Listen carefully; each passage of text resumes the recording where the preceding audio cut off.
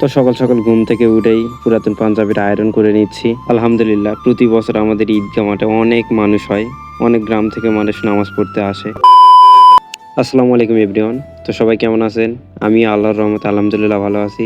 তো ঈদের দিন একটু তাড়াতাড়ি উঠে গোসলটা সেরে ফেললাম। গোসল করে ভাই ব্রাদারের সঙ্গে বের হয়ে তো যাচ্ছে সবাই মিলে ঈদ উল ফিতরের নামাজ আদায় করতে। তো আজকে আমার সঙ্গে আছে নাজমুল আল পাবন, বর্দা, সবাই তো বাইরে ছিল, সবাই আবার একসঙ্গে এক জায়গায় হলাম। তো আবারও নতুন করে ব্লগ স্টার্ট করতেছি, তো ইনশাল্লাহ আবারও রেগুলার হব। তো মনে করেন যে ঈদের দিন চোখে সুরমা দিয়ে পরিপাটি হয়ে সবাই মিলে যাচ্ছি নামাজে। তো এদিকে আসে দেখতেছি হোসাইনের সঙ্গে দেখা, হোসাইন আর নাজবুল আবার কোলাকুলি করতেছে। তো এটাই হচ্ছে বন্ধুত্বের ভালোবাসা।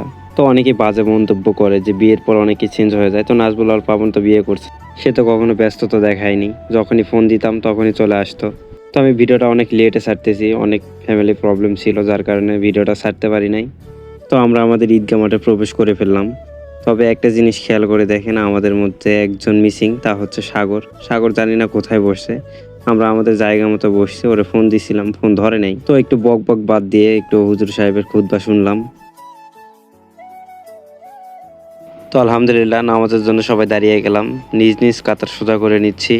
আলহামদুলিল্লাহ, নামাজ শেষ। নামাজ শেষে এখন আমরা খুতবা শুনবো। তো আমরা যুবক ভাইয়েরা একটা ভুল করে থাকি, তা হচ্ছে নামাজ পড়ি কিন্তু খুতবা শুনি না।